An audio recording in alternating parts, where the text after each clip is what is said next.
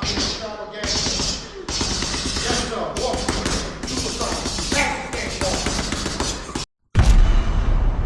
authority. Aloha. Welcome to the most musclesome podcast of Barry Sports. Welcome to ABC7 Sports. With authority.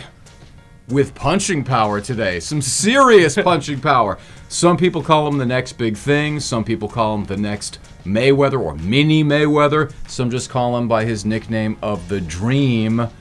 Devin Haney, future world champion, here today in studio on With Authority. First of all, thanks for coming in and welcome. First off, thank you guys for having me. I was so pumped up when I heard that we had a chance just to get you, because it reminded me of the early days of Andre Ward and how he blew up, before he went to the Olympics, and we did some media, and then he just became this mega star, and obviously you know what kind of career he's had. Do you think about that as a possibility for yourself? Oh, definitely. That's the plan. When I got into the sport of boxing, it wasn't, when I decided that this is what I wanted to do, it wasn't just to be a mediocre fighter or, just to, pass some time. It was, to go down in the history books, and that's the plan. Wow. Yeah, I was telling Larry when we heard we were going to have you on that someday someone's going to Google your name and this podcast will pop up and they'll be like, what is he doing talking to those guys? So, man, we're really happy to have you. And, I mean, can we take it, all the way back? I know that there's the story, your dad is in here, and he was telling us about it. When you were young, you kind of already had a propensity to it. And he was telling the story about, putting up your hands and most people run away. So, at what point did you really know, this was for you? This was going to be your calling? Well, when I first started boxing, I was boxing and playing football at the same time. And when I first started, boxing was different because, when you're coming up, you're playing a team sport. You're around your friends. Something like football, it's team. It's fun. But in boxing, they say it's a lonely sport. So you go to the gym, you be by yourself. It was kind of boring when I was coming up. So but as time went on, I said, boxing, I just want to box. I don't really want to play football anymore. And here we are, right? Here we are, yeah. But I want to take it really back to, and it's too bad, that your dad stepped out, because the way I read the story was at age 7, you're kind of mixing it up a little bit with some of the other kids, and he thought he's going to take you to the boxing gym and you're going to get an ass whooping, and then you're going to get in line, and instead you were doing the ass whooping, and then they said, okay, yeah, no, I want to keep punching things. So how did that really happen? Because that age 7, age 8, that's really, really young.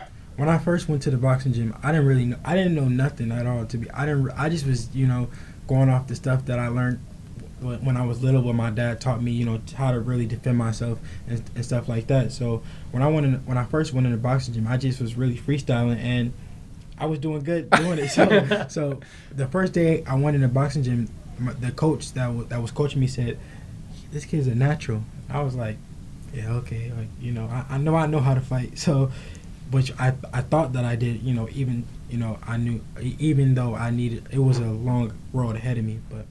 But his motivation was to try to get you in line, not to turn you into a world champion, and that's the path you're clearly on. So it's funny. It worked out for the best. Yeah, it's awesome. Yeah, that is awesome. Now, what are some of the dream matchups you might have? What are some of the fighters that you would love to anytime, any era that you would love to see match up with? Right now, I'm focused on this fight coming up September 13th against Zara Abdulaev, but the winner is in line. Is the number 1 contender and is in line to fight the winner out of Luke Campbell and Lomachenko. Right. So, Lomachenko's a bad man. Yeah. So, but you want some of that. A lot of people have Lomachenko number 1 on their pound for pound list. So if I beat him, what does that make me? There you go. Well, it makes you number 1, and so that's at 135 pounds for people that aren't up on the sport and all that. That would be a mega fight for you. I want to keep going back to the history, though, because the way you've come up is so fascinating. I mean, you're taking fights as a teenager, and you're going to Mexico, like Tijuana, and I looked up the venue, the place that you fought. This is it's like a billiards house there. The people are playing pool. I was fighting at bars. You were fighting in bars in Mexico. Like actual bars. I turned pro in Tijuana, and I was fighting at bars because when I first decided I was gonna go pro, I came to the U.S. and I tried to get my boxing license, but they told me I was 17 at the time, and they told me that I was too young. So they said, you know, if I went to some other commissions like North Carolina or somewhere like that, they might approve me, but it was no guarantee. I knew that if I turned pro in Mexico, I was going to be guaranteed a boxing license. How intimidating is that, though? You're a teenager. You're going to another country. I'm going to guess the Mexican fans were not real supportive of you. Not at all. I mean, it's a bar. People are playing pool in the back row. How many people were in this place at any given point? And you fought a bunch of fights there, not just one fight. Sometimes it'll be like 100 people. Sometimes it'll be like 500 people. It just depends on the fight, but the whole crowd was against me, literally the whole crowd. And they're cursing you out in Spanish. And what made it worse was, you know, if the guy was to even get close to hitting you, the crowd would go crazy. So you're like, man, I can't get hit with nothing. So the fights were actually tougher than a lot of people think. Right.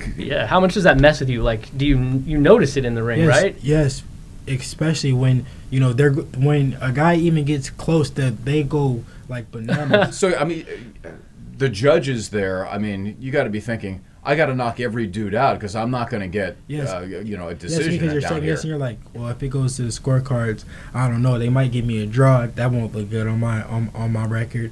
They may give me a loss. That really won't look good. So you had to go in there and dominate. But how scary was that walking into these places? It's not like you're going to be going to Madison Square Garden next month. I mean, that's the biggest of the big time.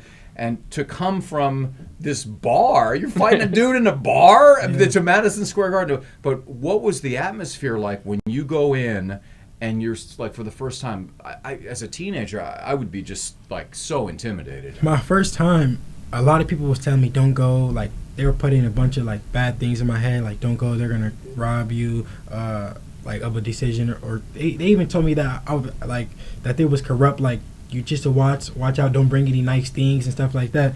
So I was nervous, but I trusted in my talent, and I was like, whatever the fighters brings, he can't beat me. So when you go from that to back stateside and you're in like actual arenas in venues like that, is it almost like much easier to be in these much larger crowds as opposed to how crazy it was in those little venues? Like, people think that, like, when you come back and you fight in like bigger arenas with a whole bunch of more people, they think that it will be harder.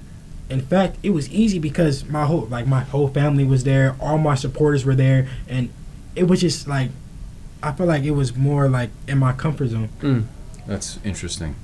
So again, to go back to the teenage years, one of the first questions I had before I was reading your bio and stuff was like, why didn't this guy go to the Olympics? I mean, so you had a zillion. I want to say it was over 140 amateur fights. I had 138 amateur fights. Okay. The reason why I didn't go to the Olympics is because I was already training to go to the Olympics. When I found out, what they did was they changed the age. When they took the headgears off and they changed the age to 19, I was 17 at the time. I was 16 at the time. And I was about to turn 17. And so when they took the headgears off, they changed the age to 19, so they said that I couldn't go to the Olympics after I had fought in Russia, Italy, all over, preparing to go to the Olympics. So it was either wait to the next Olympics or pretty much go pro. And I was like... So you didn't want to spend several more years waiting around for the next Olympics. You figured, I'll just go at this point. Because I already had 138 amateur fights, so it wasn't like I didn't have the experience.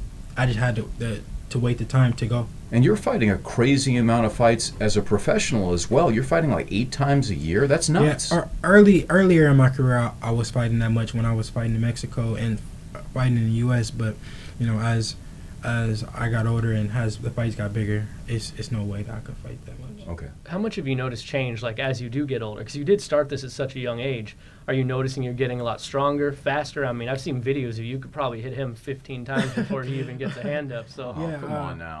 I can only be 10 or 12.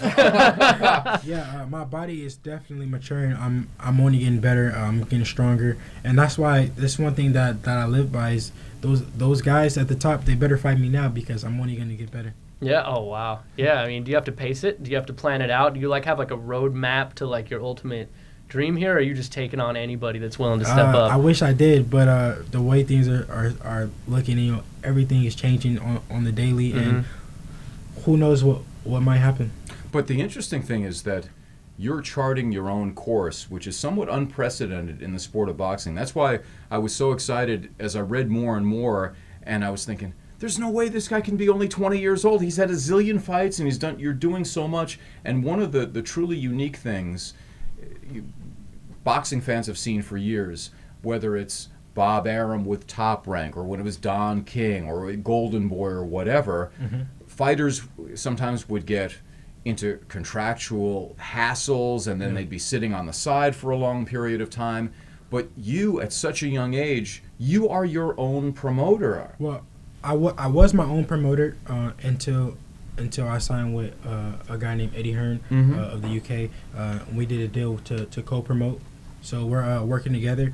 But earlier when I was promoting my own fights, because one, I didn't really want to get into something and it not be what I wanted to do. I didn't want to have any contract issues, and the money, the deals, the money that I was getting offered, it really wasn't like too much, because I didn't come out of the Olympics. You know, I came out of the amateurs. I had a lot of amateur fights. I had a good amateur career, but it wasn't the Olympics. So it wasn't like I can just go and get some huge paydays or get a huge signing bonus. So I pretty much just waited and fought in Mexico. Like a lot of guys wouldn't have wanted to do that, but I stayed down and I fought in Mexico, and then I signed a huge deal with Eddie Hearn, and now we're co-promoting.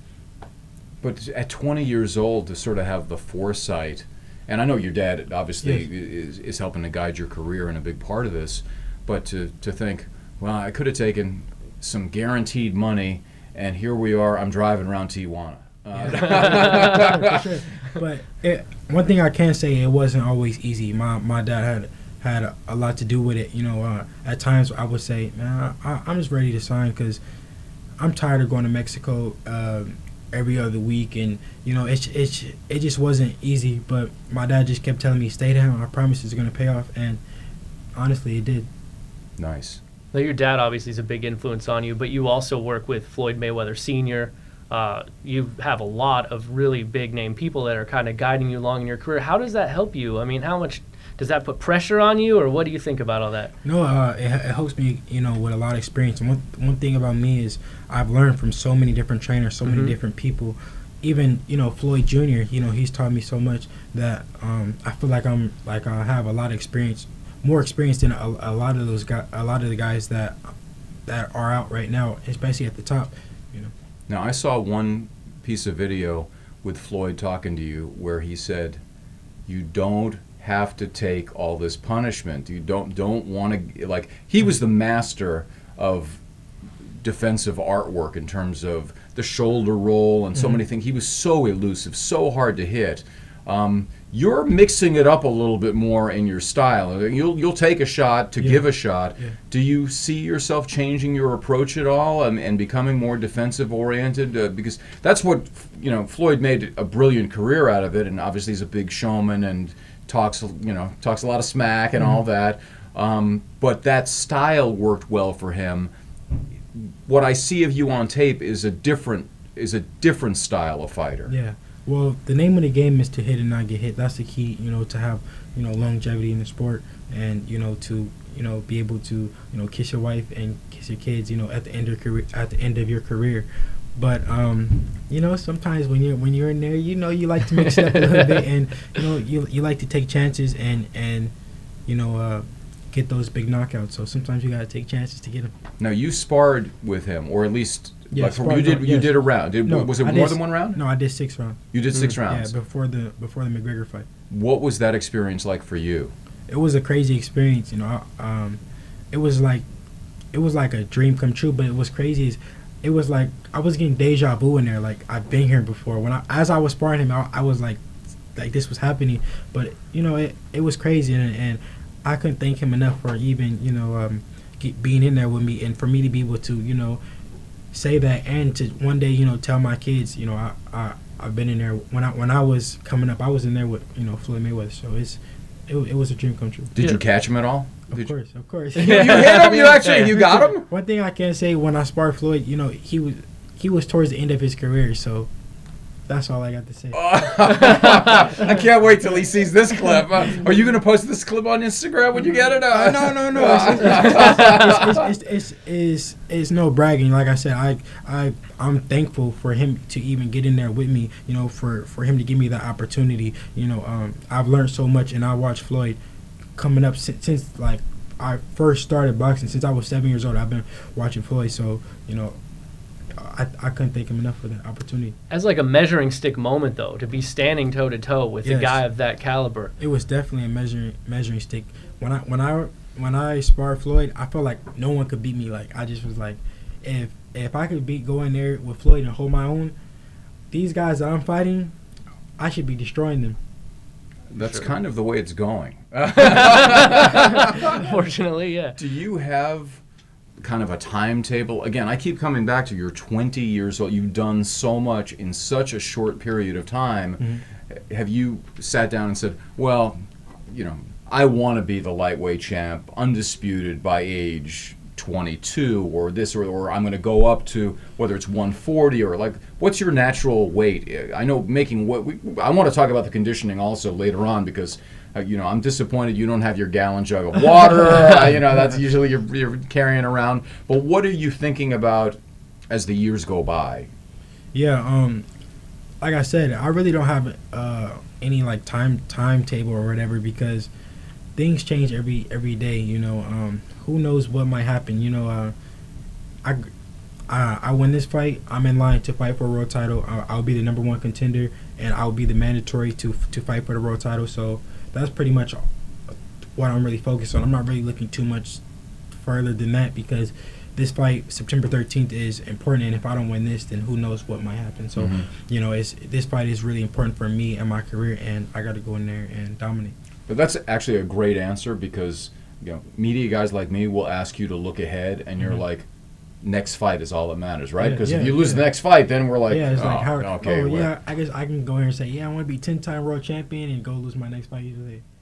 That'll change some things. There's so much for 10-time world champion, so the next fight is important. Being in training and in a camp and knowing you actually have this fight coming up on that day, how much does that drive you? How much does that just keep you going every day? Yeah, it actually drives me a lot. It helps me get through training because earlier in my career, sometimes I wouldn't even know when I was fighting. It would be I'll be training, for weeks or months, at a time, and just a date will come up and say, "Oh, you're fighting in Mexico next week." So it's actually better now that I know that September 13th I'm fighting and I have this certain amount of weeks away, and One of the things that when I was watching the video on YouTube, and you're big on social media, and so you're taking advantage of a lot of platforms that other fighters and athletes didn't have in the past. So it's interesting to look at your training techniques because for years boxers did not lift weights, and I'm watching your regimen of what you're doing. It's weightlifting. You're doing speed training. That's not the way most boxers in past eras. If you watch old Rocky movies, he didn't do any of that. You're not punching the meats. You're not punching slabs of meat. But you're doing hypoxic training, which is we have a good mutual friend in Victor Conti. It's low oxygen, high oxygen. It gets very complicated. But let's talk about your training techniques and how this is working for you in terms of developing power and speed. Yeah, this is the new era of training. This is the new wave, and pretty soon everyone will be doing the type of training that I'm doing now. But this is the smarter way, and Victor Conti has helped me so much with this. It was a lot of this stuff I didn't know about. I was doing the basic old training, just running a bunch of miles and on the concrete, and that's bad on your knees and stuff like that. But ever since I've got with Victor Conti, he showed me a total different way of training and taking care of your body and recovery and knowing why you're doing certain things. Yeah. What's funny is like 10 years ago, I was talking to Victor, and he was really just trying to get into the whole boxing scene because he's a big fan of the sport, and he was telling me, he's like, Larry, a lot of these guys they have no idea what they're doing. And I was like, what are you talking about? And he started going into the oxygen deprivation and how you can recover and all this stuff and all the other things. I mean, the traditional boxer will, let's say, okay, let's get up. We're going to get up at 5 o'clock in the morning and we'll run 10 miles or 15 miles. And he was saying, no. That's not, the sport of boxing requires fast twitch muscles. It requires speed training, sprinting, and all that stuff. And that brings us to his good buddy Remy Korchemny, who's a world-renowned track coach. So as a boxer, you're out on the track. What are you doing on the track? A lot of sprints and explosive training, a lot of band work, a lot of core work, just a lot of stuff that I've never done before. And I mean, until I got with Victor Conti and Snack, but a lot of hard training and a lot of stretching too. That's important. People underestimate how much like stretching and warming up your muscles is. What's a typical day like? I mean, do you start with a lot of stretching, then get into cardio? Yes, like, yeah, how do you map out like a typical day in your training life? Well, on our track days, before we warm up, do a lot of stretching, and then we do stuff with like hurdles and sprints and all type of crazy stuff that people, if I told you, we probably wouldn't even understand. When you first started that type of training, did it go through your head like, I'm a boxer. Boxers don't do this. Why am I hurdling on a track? So, listen, even now, sometimes when I don't want to do it, I think to myself, why am I going to this track? Why do I do it? But in the fight, it pays off, and my performances show. Yeah. What is Remy like? Remy is the meanest coach that I ever had in my entire life. Remy don't care how much money you got, how much money you made, how many fighters you beat up, what you've done in your career, before your career, after your career. He doesn't care about none of that. But that's what makes him, him so successful with athletes, because he's straight to it, And this is an 87-year-old dude, and he can do a lot of the stretching and a lot of the strength exercises that you're doing at age 20. That's freaking amazing. Amazing. Yeah. Wow. I mean, like, what about some of the other fighters you fought before in the past? Like, who would you say, like, hit you the hardest, for example? Nobody, right? Nobody. I couldn't say anybody. I don't know. And if I did come up with somebody, I wouldn't even tell you. I wouldn't give them that satisfaction. So let's talk about your fight with Abdulev, which is coming up September 13th, Madison Square Garden. We got to get the plug in on DAZN, right? That's because that's a new thing as well. This new boxing streaming service got mostly boxing and some mixed martial arts on there as well. He's more of the classic Eastern European fighter. I know you told me earlier you don't like to watch too much video of guys because you don't want to get like kind of preconceived notions in your head that he's going to do this and then suddenly he catches you because you're expecting something else. But what do you know about him? Because he's kind of rugged. I know that he's tough. He's strong. He likes to put the pressure on his opponents, and that he's gonna come and bring his all. So on September 13th, I got to bring my A game. But he's most likely gonna come straight at you. Yeah. Right. So how does that change your preparation? And don't give anything away. No, it doesn't change my preparation because a lot of guys, they know that I'm fast and I have good movement, so they all try to come at me. So, okay. But he won't show me nothing that I haven't seen. Okay. September 13th, you're walking down the entrance towards the ring. You're in MSG, which is like the mecca of all sports arenas. Like, what do you think is going to be going through your head at that moment? Can you visualize that moment? I mean, that's going to be a huge, I'm gonna huge be trying moment. to stay focused. Walking down, seeing all the fans and stuff. I'm gonna try to just focus on my game plan and just have fun while I'm going through the whole thing. That's the important thing, is to have fun, and I feel like when I have fun is when I do my best. So. Did you have your gallon of water today? Yes, I have my gallon of water. And did you carry that jug with you pretty much everywhere during the day when you're in serious training? Yeah, you have to. It's part of the protocol, and it makes the weight cut so much easier.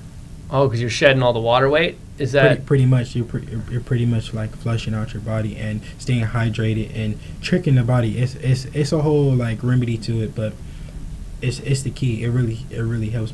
So if I were to drink a gallon of water today, you think I'd get in better shape? No. Oh, come on, man. You're hopeless, Larry. There's no saving you. He set me up, too, because he's like, you're thinking about, no, not you, dude. No, you got No no chance. chance. Yeah, you got. No, that's interesting. We were actually talking about the merits of drinking a gallon of water because, like, you're a Warrior fan, right? Yeah. So, I mean, JaVale McGee was in here right after they won the championship. He came in to do an interview, and I actually bought 2 1-gallon jugs of water kind of as a joke because he's all about, like, jug life, you know, is his thing. And so I brought him in, and he was so stoked to have it. He asked if he could take them home. So I know that's, like, something that a lot of pro athletes really get into. Yeah. Is drinking. Do you have to, like, write things on it to, like, remind yourself to drink it? Or you, Nah, like, how do you... I'm kind of used to it now, so I try to finish, like, my gallon earlier in the day. So I just pretty much just, like, chug it, like, while I'm in training and after training. So What's the first thing you're going to eat after the fight? Assuming a victory. I used to have this thing, like, after all my fights, I used to just eat pizza. Like that was just, like, the thing. Like, oh, we know, like, you got to have some pizza ready. But as I got bigger and as I got more money, pizza just, it kind of went out the window. So, Oh, you're fancy now. All bougie, right? Caviar. Give me the caviar for post fights. Yeah, they got kind of bougie a little bit. So, who knows? The closest thing to me is probably what I'll eat because can't wait. But I mean, if you could, I mean, in New York, the city that never sleeps, just like Vegas, where, you know, kind of is your hometown now as well. You could have anything in New York at any hour. So, like, what's your favorite food? My favorite food is pizza. Pizza is my favorite food. I like crab a lot. Crab and chicken wings. Okay. Yeah. We can get you some chicken wings endorsement. For sure. I think we could try to work on that. Now, I think your dad was saying you've got some CBD products that you're taking as well. And I was surprised because I thought, like, I know you're doing the VADA protocol, the anti-drug testing protocol, but CBD is allowed? Yeah, CBD is allowed. CBD with no THC. But Right. yeah, Right. Of course, yeah, but yeah, CBD is the new wave. Again, like I said, I'm all on the new things, the new way of training. I like the new stuff, and, you know, pretty soon everyone will be hearing about my CBD line. So you have your own CBD line? Yes, I'm starting. What's it called? The Dream CBD. Okay. So pretty soon everybody will be on it. And where will that be available? On my website. Okay. Yeah. Devin, I got pain. You got a lot of pain. Actually, I do. I almost tore my Achilles tendon. I'm limping around here. Can you fix that? You need some CBD. Man. Yeah, I know. I'll take some CBD before bed. You sleep really well. Is that Be like snoring. post-training? I mean, Be Dream is a snoring. perfect name for it. See? Yeah, See? that's perfect, right? We You got already your got marketing slogans program. ready. You're big on Instagram. You have over 400,000 followers on Instagram. Is that the way you like to communicate with fans at this point? And is that something that you thought about? My Instagram, Twitter, pretty much. I have my Facebook, but someone hacked my Facebook and my Instagram. So Yeah, you're not alone there, brother. Yeah. so yeah. Are we on your Instagram right now? Is that what I'm seeing? One of my Instagrams. Yeah, one of my Oh, well, that's cool. What I up, hope they can Instagram? hear. I would have talked louder. I also saw some video of you in 2 places. One was Vegas, and I'm not sure where the other location was, where you will go feed the homeless. It was here, yeah. And feed the elderly. How did that come about, and how often do you do that sort of thing? I'm just a firm believer in, giving back, and that's just something that I like to do, and I just feel better when I do it. So lately, or not lately, it's been a couple years now. I just, after my fights or a little bit before my fights, I'll go feed the homeless or the elderly, or give back to the kids, yeah. And how did that idea come about? Pretty much just me and me, really. I was just like, Dad, like, can you help me? I want to find a way to get back to the community. Okay. So you have Bay Area roots because born in San Francisco, raised at least part of the time in Oakland, and then in Vegas. Vegas is a place where if you're looking for stuff, You'll find it. it. Yeah, Exactly. yeah. So how do you stay focused? And again, that's another one of the city that never sleeps, talking about that. How is it that, because I know you know Floyd, and you know, and Zab Judah is your godfather. So, I mean, you're exposed to a lot of stuff, and you've been a straight arrow all the way through. Is it hard when there's temptation out there? Of course, distractions are everywhere, wherever you are. If you're in San Francisco, Las Vegas, wherever you're at, it's always going to be distractions. But, the key is just to, stay focused on the task ahead. And, maybe one day when I'm done boxing, and it's time to just chill, and just breathe and just, relax, then maybe one day I'll who knows what I'll be doing. But right now, I have, I have a task ahead, and I'm Abdulev, September 13th, New York City. MSG. Yes. Do you think about, since Vegas is kind of your adopted hometown at this point, like MGM, because Vegas is a fight mecca. Mm-hmm. You think about what it would be like? Well, actually, this fight was between. It was going to be between Vegas and. We can edit that out. Don't worry. Doofuses. We're dropping the Instagram. Yeah. So pretty much, but this fight was between Vegas and MGM and MSG. So okay. This one it was at MSG. Maybe the next one be in Vegas. So.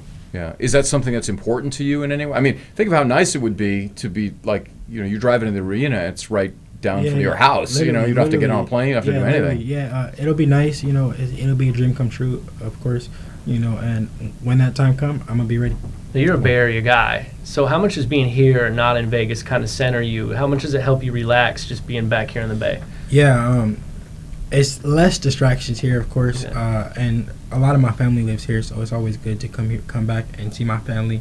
And a lot of people here in the Bay Area show me a lot of love. Like wherever I go, people always stop me, so it's always good to have that. Now, I saw a shot of you on Instagram. You look pretty cut up. You look pretty shredded. We're still a ways away from September 13th, though. Uh-huh. So what are you going to do weight-wise? Are you at 135 right now? No. It's no way that that I would be at 135. Like 3 weeks out.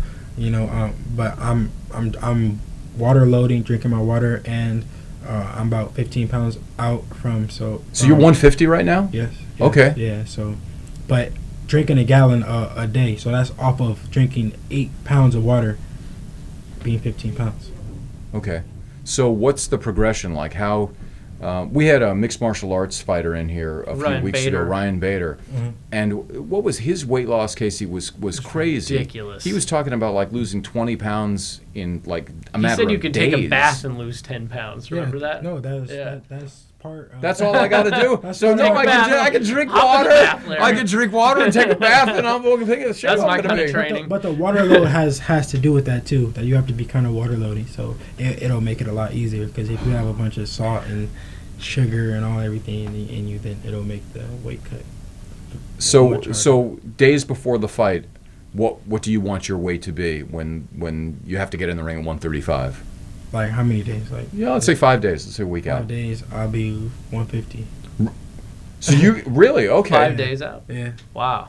I'd be so stressed at that point. I'd be looking at the scale, going, I can't do it. When Victor first told me of this protocol, I'm like, wait. So I'm supposed to be 15 pounds, 3-4 days out, and he's like, yeah. But when I did it, I felt so much better. I normally would be like 4 pounds out and be dehydrated, starving, skinny, and it just would make my performance. Does carrying all that weight make you a lot faster when you get in the ring? Do you feel like quicker and lighter and stronger just from dropping all that weight, or is it purely weight semantics? Well, because after the weigh-in, I'm gonna be right back up to 150. So So it's the part of the protocol is that you drop the weight right before the weigh-in, and then you put it right back on. So we won't be too long, dehydrated and stuff like that. When was the last time you had pizza? Last time I had pizza. Before your training started, I imagine. Yeah. I couldn't even remember. What are you eating now? I saw the video. It said you don't eat breakfast, pretty much. Like spinach and salmon and It sounds. Very good. Oh, it sounds And great. water and celery and stuff. That's your diet. No, yeah, it's stuff like that. Yeah. What's do you get a cheat meal when you're in training, or no? There's no. It's just more. Your Yeah. cheat. Your All my cheat meals come when I'm out of training, and that's when I gain the most weight. But I go crazy when I'm out of training. But when I'm in training, it's time to lock in and stay disciplined. So your bonus when you're in training is more spinach. More fruit, like that's the dessert. Just give me some fruit, and that's Anything sweet. yeah. All right. You got more for him? I'm gonna read a quote that I thought was Okay. cool. This was in your press kit though. Floyd Mayweather Sr. stated, "I've not seen a fighter as outstanding as Devin Haney since Floyd Mayweather Jr." Which is like as good of endorsement as you can get, and obviously he knows a few things. Like, what do you think boxing has to do to kind of return, to ascend to greater heights in the stage of the sport? I don't know. Well, boxing is pretty big right now with the heavyweights. People are loving the heavyweights and the welterweights right now. For the sport to keep going up and up and up, they just have to just wait on Devin Haney, and Devin Haney's gonna keep the sport alive. Love Nice, it. nice. One last thing I want to get to, because you said this before we came on the air. I know. I just want to make sure I heard you clearly, because we got you now before you've blown up worldwide. And then my concern is a few years from now, we're going to call and go, "Hey, Devin, you want to come down and do the podcast again?" And you're going to go, "Who is this again?" So you're gonna when you're a worldwide star. When I blow up and I'm a superstar, I'm gonna come back and do the podcast. But you guys gotta let my whole entourage in. We gotta get a bigger room. We gotta get a bigger room, All right. and tell these guys to stay off the gram while we're doing it. We should be focused on you, not be scrolling on their phones, right? Can we do that? Yeah. Is that the deal? That's the deal. That's the deal. All right. Future world champion, Bay Area product, Devin Haney, the dream. Gonna be a nightmare on September 13th for Abdulev in Madison Square Garden. You go get him. This is going to be fun to watch. Yes, sir. Thank you, guys. Thanks so much for joining us. With authority.